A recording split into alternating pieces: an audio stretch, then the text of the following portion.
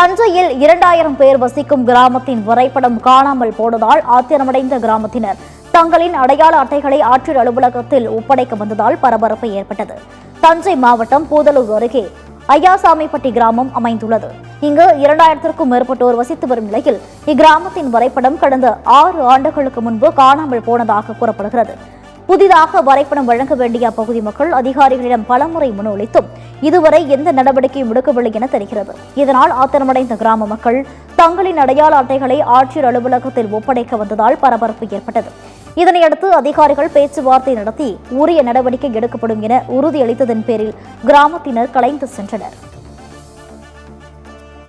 6 வருட காலமாக எங்களுக்கு எங்கள் ஊரோட மேப்பு வரைபடம் காணா போச்சுங்கிறாங்க, கிழிஞ்சு போச்சுங்கிறாங்க. அதுக்கான ஏற்பாடுகளை நாங்கள் சென்னையிலையும் போய் பார்த்தோம். அந்த ஆஃபீஸில் டிஆர்ஓவை பார்த்தோம், தாய்சாரை பார்த்தோம்.